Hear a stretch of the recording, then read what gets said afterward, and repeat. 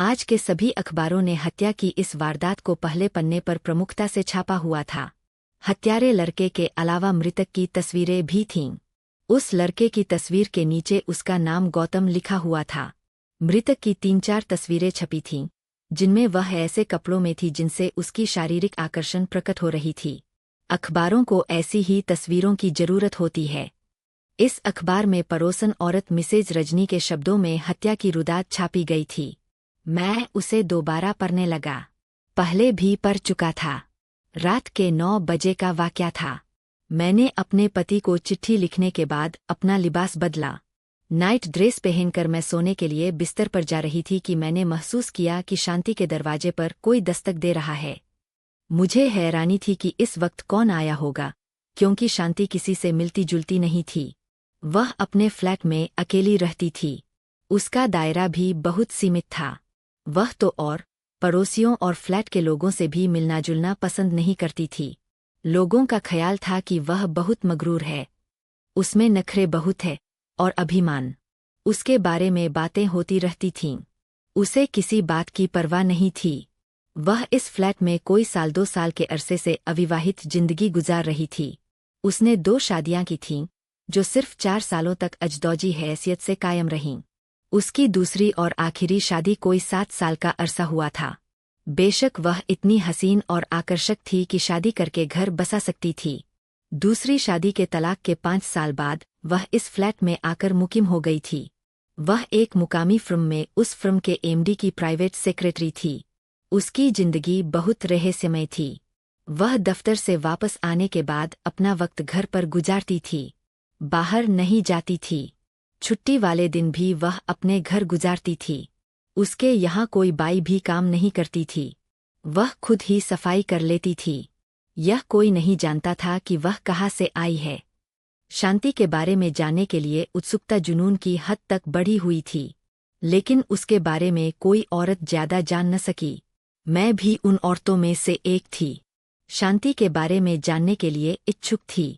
शांति के बारे में जो कुछ मालूम हुआ था, उसकी एक सहेली से, जो सिर्फ एक बार उससे मिलने आई थी। फिर वह कभी नजर नहीं आई थी। मैंने उसे नीचे के जीने पर जा लिया था और बातों बातों में उससे मालूम कर लिया था। फिर भी उसने कुछ ज्यादा नहीं बताया था। उसने मुझसे कहा था कि शांति बहुत सूखी औरत है। जब उसके दरवाजे पर दस्तक हुई थी, मैंने पीप होल से झांक कर देखा। दरवाजे पर एक खूबसूरत नौजवान और लंबा लड़का अपनी जेब में हाथ डाले कितना बेचैन और परेशानी के आलम में खड़ा हुआ था। वह चोरों की तरह घबरा कर राहरों का जायजा लेता, कभी जीने की तरफ, कभी मेरे फ्लैट की तरफ देखता। कुछ लम्हों के बाद दरवाजा खुला। दरवाजे पर शांति थी। वह नाइट ड्रेस के ऐसे लिबास में थी कि जिसमें से उसका बदन छलकता हुआ दिख रहा था। शांति को इस बात की कोई फिक्र और परवाह नहीं थी कि वह किस हालत में है, और उसके सामने एक नौजवान लड़का खड़ा हुआ है। उसने उस लड़के को बड़ी हैरानी से देखा, लेकिन दूसरे ही लम्हे वह चौंक सी गई और उसके चेहरे पर खौफ सिमट आया। वह हरासा होकर उसे देखने लगी। मेरी नज़र लड़के के हाथ पर पड़ी तो मेरे सारे बदन पर झुरझुरी सी आ गई। रगों में लहू जम गया। उस लड़के के हाथ में पिस्तौल थी, जो उसने शांति के सीने पर रख दी। फिर उसने पिस्तौल के जोर से शांति को अंदर की तरफ धकेला। लम्हों तक मेरी समझ में कुछ नहीं आया। फिर कुछ लम्हों के बाद दरवाजा खोलकर बाहर झाँका। जब बाहर किसी को नहीं देखा तो मैं दरवाजे की तरफ बढ़ी। मैंने चाबी के छेद में से झाँका। बैठक सामने थी और वह लड़का शांति की तरफ बर्बर अंदाज से झपट पड़ा था और उसका लिबास चीथड़े करने लगा। शांति ने भागना चाहा तो उसे दबोच लिया। शांति की जद्दोजहद और मुकाबला उस लड़के के सामने दम तोड़ गई। जब वह उसके काबू में आकर बेबस हो गई, तब मुझे होश आया। फिर मैंने पुलिस को फ़ोन पर इत्तिला दी। जब पुलिस ने उस इमारत का मुहासरा किया और वहां पर आ रही थी, उस वक्त यह लड़का इमारत से बाहर जा रहा था। लड़के ने शायद बदहवासी और जल्दबाजी में दरवाजा खुला छोड़ दिया था। मैंने अपने पीप होल से झांक कर देखा। बैठक का मंजर साफ नजर आ रहा था।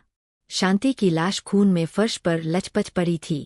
कातिल ने जाने कैसे उस बदनसीब औरत को कत्ल किया था, क्योंकि मैंने शांति की चीख या गोली चलने की आवाज नहीं सुनी थी। मिसेज रजनी के बयान के इख्तिताम के नीचे एक सतर में लिखा हुआ था, पुलिस मुलजिम का रिमांड हासिल करने के लिए कल उसे अदालत में पेश करेगी। चश्मदीद गवाह का यह बयान मैंने और रामलाल ने एक साथ पढ़ा था। हम दोनों आपस में बहुत देर तक उस औरत के बयान पर तबादला ख्याल करते रहे। रामलाल का कहना यह था कि इस परोसन औरत ने अपने बयान में जो कुछ कहा है वह झुठलाया नहीं जा सकता। इस औरत को झूठ बोलने की क्या जरूरत थी? कातिल से उसकी क्या दुश्मनी हो सकती है? और फिर वह एक शादीशुदा औरत है। वैसे यह लड़का अपने चेहरे, मिजाज और वजोकत से मुतवस्सित तबके का मालूम और सीधा सादा सा नजर आता है। ऐसा लड़का किसी औरत पर ज्यादती करने से रहा, जबकि शांति उस लड़के से 20 साल बड़ी होगी। चूंकि वह नाजुक और तरोताजा बदन की हसीन औरत थी, इसलिए मर्द बेहक भी सकता है। रामलाल को घर जाना था, क्योंकि आज उसने बीवी बच्चों को सैर-सपाटा और किसी होटल में रात का खाना खिलाने ले जाना था। उसकी बीवी बेहद खुश थी। उनके घर में फिर से बहार आ गई थी और खिजां चली गई थी। जिंदगी ने एक नई करवट ली थी। सुबह 7 बजे मैंने नाश्ता किया, रेंटे कार से एक गाड़ी ली और हिल्टन पहुंचा। मुझे गौतम का घर तलाश करने में कोई दुश्वारी पेश नहीं आई। इस कत्ल की वारदात के बाद कौन ऐसा शख्स था जो उसे नहीं जानता था? उसकी रिहायश रेखा टावर्स के एक फ्लैट में थी। मुझे गौतम याद आ गया। वह मेरे जहन में था। 2 साल पहले की बात है। मैंने उसे रेखा टावर्स के नीचे जो दुकानें थीं वहां देखा था। 2 बदमाश लड़कों ने एक लड़की का पर्स छीना और मोटरसाइकिल पर फरार होने वाले थे कि गौतम ने उस लड़के के सर के बालों को पकड़ लिया, जिसके हाथ में पर्स था। फिर उसे खींचा तो मोटरसाइकिल गिर गई। दूसरे लड़के ने टी निकाली तो गौतम ने उसके हाथ से टी छीनकर एक दुकान की तरफ फेंक दी। फिर उन दोनों की ऐसी दुर्गति बनाई कि वह बेहोश हो गए। पुलिस आई और उन दोनों को ले गई। दुकान वालों ने पुलिस के आने से पहले लड़की से कहा कि वह चली जाए, पुलिस कार्रवाई के बहाने तंग करेगी। लड़की अपनी मां के साथ फ्रिज की खरीदारी के लिए आई थी। पर्स में 30,000 की रकम थी। पुलिस उन लड़कों को थाने ले गई और फिर उन्हें रिहा कर दिया, इसलिए कि वह बड़े घरानों के थे। उन्होंने 10,000 खर्च करके पुलिस से निजात हासिल की थी। मैंने गौतम के फ्लैट की इंटरकॉम की घंटी बजाई। कुछ लम्हों के बाद दरवाजा खुला। मेरी नज़रों के सामने सांवली रंगत की एक लड़की खड़ी हुई थी। उसकी उम्र 17-18 साल की होगी। जब जवानी का खुमार चढ़ता है तो वह रंगत और हुस्न को निखार देती है। उसकी गेहूंये रंगत बहुत निखरी निखरी सी थी और उसके रुखसारों पर बहुत तरोताजगी थी। अगर वह उदास और परेशान न होती, उसकी आंखों में दुख, दर्द और एहसास का गहरा समंदर न होता, तो वह और हसीन दिखाई देती। वह बहुत दिलगीरी में सी थी। उसकी आंखें सूजी हुई थीं और आंसू झलक रहे थे। उसके भाई पर जो इल्जाम आया था, उसकी जो बदनामी और रुसवाई हुई थी, उस एहसास ने उसकी हंसी खुशी छीन ली थी। मुलजिम उसका सगा भाई था। बहनों को वैसे भी भाइयों से बहुत प्यार होता है। वह भाइयों पर बहुत जान देती है। आपको किससे मिलना है? उसने पूछा। उसका लहजा टूटा हुआ सा था। फिर वह कुछ और कहना चाहती थी, कह न सकी। गौतम का यही घर है। मैंने सवालिया निगाहों से देखा। क्या मैं सही जगह पहुंचा हूं? गलत तो नहीं आया? जी हाँ, उसने इकबाल में सर हिलाया। क्या भाई के बारे में आपको इल्म नहीं है कि वह? उसने अपना जुमला अधूरा छोड़ दिया था, क्योंकि उसकी आवाज गले में फंस रही थी। क्या आप उनकी बहन हैं? क्या आप पुलिस स्टेशन से आए हैं? उसने गमनाक लहजे में जवाब दिया। हाँ, मैं उनकी बहन हूँ। जी नहीं, मैं पुलिस स्टेशन से नहीं आया हूँ, मैंने कहा। आपने कैसे अंदाजा लगाया कि मैं पुलिस का आदमी हूँ? कल से रात 2 बजे तक कोई न कोई आता और सवालात पर सवालात करके परेशान करता रहा। वह दिलगीरी में बोली। उन्होंने ऐसे ऐसे बेहुदा सवाल किए कि क्या बताऊं। उन्हें इस बात का कोई एहसास और ख्याल नहीं कि औरतों से किस किस्म की बातें की जाती है। यह एक त्रासदी है कि हमारे यहाँ पुलिस को अखलाक, शराफत और तहजीब की तरबियत नहीं दी जाती। शायद उनकी माँ और बहनें नहीं होती है, जो वह औरतों को अपने शर्मनाक सवालों से तंग करते हैं। मैं उनकी और क्या तारीफ करूं? मैं गौतम की बहन से बातें कर रहा था कि 2 पुलिस के अफसर आधम के। हम थाने की तरफ से खाना तलाशी लेने आए हैं। आप किस खुशी में खाना तलाशी लेना चाहते हैं? मैंने कुछ तेज लहजे में कहा। कल आप लोग क्या करते रहे थे? आलाए कत्ल तलाश करने आए हैं, एक ने जवाब दिया। आज अदालत में पेश करना है। आज मुलजिम का रिमांड लिया जाएगा। शौक से। लेकिन क्या सर्च वारंट लाए हो? मैंने कहा। वह दिखाओ, फिर तुम्हें खाना तलाशी लेने दी जाएगी। ओए, तू कौन है? दूसरे ने बड़ी बदतमीजी से कहा और मुझे तेज नजरों से घूरते हुए कहा। हमें उसकी क्या जरूरत? मैं उनका वकील हूँ, मैंने कहा। मुलजिम की बहन और वालिदा को अदालत ले जाने आया हूँ। तमीज से बात कर। उन दोनों ने जैसे ही सुना कि मैं वकील हूँ, वह फौरन ही वहां से चल दिए। वह आलाए कत्ल के बहाने इसलिए आए थे कि अलमारी से रकम और जेवरात पर कर लें। उनके हराम मुंह ऐसे लगे हुए थे कि वह अपनी कमीनेगी और जलालतों से बाज नहीं आते थे। क्या आप वाकई वकील है? लड़की ने अपनी पलकें झपकाईं। आप न आते तो यह कमीने बहुत तंग करते। मैं वकील नहीं, बल्कि गौतम का दोस्त हूँ, मैंने जवाब दिया। अखबार में कत्ल की खबर पढ़कर आया हूँ। आपका नाम क्या है? मेरा नाम कामिनी है, वह अफसुर्दगी से बोली। आप किस लिए आए हैं? यह खबर पढ़कर गौतम के दोस्त तो क्या सगे चाचा और मामू और रिश्तेदार तक नहीं आए। पड़ोसियों ने खबर नहीं ली। हमें जो भी देखता है, उसकी निगाहों में तहकीर होती है। जब मुसीबत आती है, ऐसा ही होता है। सब साथ छोड़ देते हैं। मैंने कहा। मैं आपकी माता से मिलने आया हूँ। क्या मैं अंदर आ सकता हूँ? बहुत खुशी हुई कि रिश्तेदारों में न सही, भाई के दोस्तों में से एक ऐसा दोस्त भी है, जो हमारी खबरगिरी करने आया। कामिनी की आवाज भर सी गई। उसने एक तरफ हटकर मुझे अंदर आने का रास्ता दिया। भगवान आपको खुश रखे।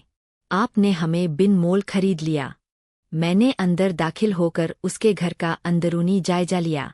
वह दरवाजा बंद करके पलटी तो अपनी रहनुमाई में लेकर मुझे एक बड़े कमरे में ले आई, जो बैठक और टीवी, लाउंज भी था। दरमियान में पर्दे डालकर पार्टीशन किया हुआ था। 2 बेडरूम का यह फ्लैट था। उसने मुझे सोफे पर बैठने के लिए कहा। जब मैं सोफे पर बैठ गया तो वह मेरे सामने बैठकर बोली, आपको कुछ देर इंतजार करना होगा। माँ गुसलखाने में है। वह नहाकर कपड़े बदल कर आती है। वह बहुत परेशान और गमजदा है। क्यों न होंगी, मैंने जवाब दिया। उनका बेटा कत्ल के इल्जाम में धर लिया गया। माँ से ज्यादा औलाद को कौन चाह सकता है? अच्छा, आप क्या पीना पसंद करेंगे? उसने पूछा। चाय या कॉफी, या आपके लिए शरबत बना कर लाओ? यह वक्त ऐसा नहीं है कि कुछ पिया जाए, मैंने जवाब दिया। आप तकलीफ न करें। मैं आपकी अम्मी से मिलने हाजिर हुआ था। पुलिस वालों ने न सिर्फ चाय पी, बल्कि शरबत की 2 बोतलें पी गए और उसके अलावा होटल से जो 400 रुपए की चीजें मंगवाई, उसके पैसे भी माँ को देने पड़े, जैसे उनके बाप का माल हो। आप मेरे भाई के दोस्त हैं। आपने पुलिस की जो तारीफ की है, बहुत कम है, मैंने कहा। मैंने सुना है कि आप कॉफी बहुत अच्छी बनाती है, बल्कि जबरदस्त। कामिनी का चेहरा लम्हे भर के लिए शर्म से लाल हो गया तो वह और हसीन दिखाई दी। शर्म औरत का असल हुस्न है। यह नाकिसुलकल औरतें ब्यूटी पार्लर जाकर हुस्न खरीदती है, फिर वह हुस्न नालों और गटर में बह जाता है। ऐसा हुस्न किसी ब्यूटी पार्लर के पास कहा। उसने मेरी तरफ मुतज्जिब नजरों से देखा और कुछ शगुफ्ता लहजे में बोली, क्या आपको गौतम भाईजान ने बताया था? जी हाँ, मैंने सर हिलाया। और कौन बता सकता है? उसने कई बार कहा कि अच्छी कॉफी पीनी है तो मेरे घर चलो, कामिनी 1 नंबर की कॉफी बनाती है। लेकिन भाईजान को कभी मेरे हाथ की बनी हुई कॉफी पसंद नहीं आई। वह शिकायती लहजे में बोली। हमेशा मजाक उड़ाया। वह आपको सताने के लिए कहता था, मैंने कहा। उसने मुझसे कई बार कहा, सिर्फ मेरी एक बहन है। मैं उसे बहुत चिढ़ाता हूँ, लेकिन मेरे मासूम भाई को इस वाक़ये में मुलव्वस किया गया है। वह बड़े दुख भरे लहजे में बोली। भाई ऐसे नहीं है। मैं भी इस बात को तस्लीम करता हूँ, वह बेगुनाह है, मैंने उसे दिलासा देते हुए कहा। आप इत्मीनान रखें, वह बेइज्जती के बगैर रिहा हो जाएंगे। आप पुलिस वालों के सवालात और उनके बेहुदा फजूल सवालों से दिलबर्दाश्ता न हों। सच? कामिनी की आंखें चमकने लगीं। उसके चेहरे पर खुशी टपक पड़ी। आप सच कह रहे हैं? हाँ, मैंने इकबाल में सर हिलाया। फिर कहा, मुझे झूठ कहने की जरूरत क्या है? बेगुनाह आदमी भी सजा नहीं पाता है। लेकिन हम गरीबों के साथ इंसाफ कहा होता है, और हमारी सुनता कौन है? उसका चेहरा गमनाक हो गया। आवाज बुझ सी गई। मेरे पिता के साथ क्या हुआ? दफ्तर में किसी बात पर उनका बॉस से झगड़ा हो गया। शाम के वक्त बॉस के किसी कारोबारी हरीफ ने उसे कत्ल कर दिया तो सारा इल्जाम मेरे पिताजी पर आ गया। वह अपने नाकर्दा गुनाहों की सजा पाकर जेल में पुलिस के तशद्दुद से चल बसे। कातिल का बाल तक बाका नहीं हुआ। मुझे यह सुनकर बहुत अफसोस हुआ। मैंने कहा, जिसने भी कत्ल किया वह कानून के हाथों से और भगवान के गजब से बचा नहीं होगा। कुत्ते से भी बदतर मौत मरा होगा। उसके यहाँ देर है, अंधेर नहीं। आप भगवान की जात पर भरोसा रखें, वह बड़ा इंसाफ करने वाला है। मुझे जरा बराबर भी उम्मीद नहीं है कि मेरे भाई की बेगुनाही को तस्लीम कर लिया जाएगा। वह नाउम्मीदी के लहजे में बोली, मुझे ऐसे लगता है कि मेरे भाई का हश्र भी शायद वैसा ही हो जैसे मेरे पिताजी का हुआ। अगर ऐसा हुआ तो हमारी दुनिया अंधेर हो जाएगी। भगवान की कृपा से अब ऐसा हरगिज नहीं होगा। समझाया, वह मात्र एक संयोग था। निराशा और हताशा ठीक नहीं है। मारने वाले से बचाने वाला बड़ा है। आप मेरी बात पर यकीन कीजिए। मैं आपके भाई की बेगुनाही साबित करके रहूंगा। भगवान करे ऐसा ही हो। मैं आपकी बात पर यकीन करने लगती हूँ। वह उठते हुए बोली, मैं कॉफ़ी बना कर लाती हूँ। वह कॉफ़ी बनाने की गरज से रसोई की तरफ बढ़ गई। मैं उसे जाता हुआ देखता रहा। उसके दिलकश बदन की महक और तनासुब मुझे अपनी तरफ खींच रहे थे। उसने मेरे दिल को गरमा दिया था। उसके रसीले बदन में बेपनाह कशिश थी। जब वह नजरों से ओझल हो गई तो तपाई पर रखा हुआ अखबार मैंने उठाया। आज के अखबार में उस कत्ल की वारदात के बारे में बहुत कुछ लिखा हुआ था। मैं पढ़ने लगा। मैं हैरान था कि इस वारदात को किस लिए अखबार वाले इतना उछाल रहे हैं। शहर में कत्ल की वारदातें रोज का मामूल थीं। शायद इसलिए भी तफसीलात दी जा रही थीं कि इज्जत लूटने और कत्ल की वारदात थी। शांति के फ्लैट से उसकी तस्वीरें जो बरामद हुई थीं, वह बहुत ही हैजानखेज थीं। उन्हें शाया किया जा रहा था ताकि अखबार धराधर फरोख्त हों।